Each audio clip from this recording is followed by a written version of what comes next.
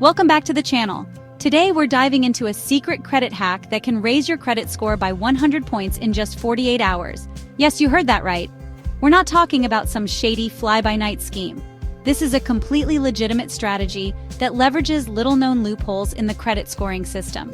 Now, you might be thinking, 100 points in 48 hours?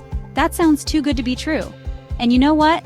You're right to be skeptical, but trust me on this one. This method is tried and true, and it's helped thousands of people achieve significant credit score jumps in record time. Whether you're looking to buy a house, get a new car loan, or just want to boost your financial confidence, this video is for you. So buckle up, hit that like button to unlock the secrets to a sky-high credit score, and let's get started. Before we get into the nitty-gritty of boosting your score, we need to lay the groundwork. That means understanding what makes up your credit score in the first place. Think of your credit report like your financial transcript. It's a record of your borrowing and repayment history, and it tells lenders how responsible you are with money. Now, you'd be surprised how often these reports contain mistakes. We're talking incorrect balances, accounts that aren't even yours, late payments that were actually on time, you name it. These errors can drag down your score like an anchor, so we need to address them head-on. Head over to annualcreditreport.com. That's right, you can get a free credit report from each of the 3 major credit bureaus every year. Comb through each report with a fine-tooth comb, looking for any discrepancies.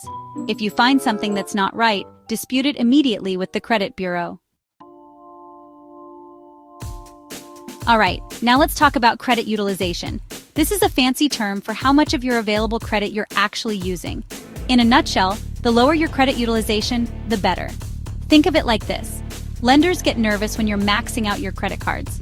It gives the impression that you're living beyond your means and might not be able to handle your debt.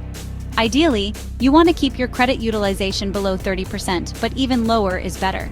So, if you've got a $10,000 credit limit, you want to keep your balance below $3,000. Now here's the secret sauce.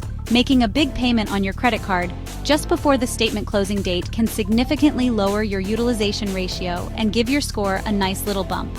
Remember, this isn't about spending less, it's about strategic timing. By timing your payments right, you can trick the credit scoring system into thinking you're super responsible with your credit. Pretty sneaky, right?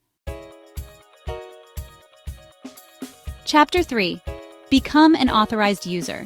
Now, this next tip is where things get really interesting.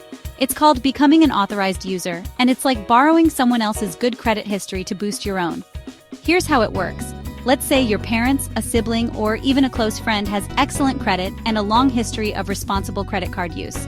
If they add you as an authorized user on their account, their positive credit history gets factored into your credit report even if you don't actually use the card yourself. It's like getting a free credit score upgrade just for knowing the right people. Of course, you want to be careful with this strategy. Make sure the person you're asking has a solid credit history and that you trust them completely. You don't want to end up hurting your credit score by being associated with someone who's irresponsible with their finances. Chapter 4. Request a credit limit increase. Okay, this next hack is all about playing the credit game strategically. Remember how we talked about credit utilization? Well, another way to lower that ratio without actually paying down your debt is to get a credit limit increase. Think about it. If your credit limit goes up but your balance stays the same, your credit utilization automatically decreases. It's like magic.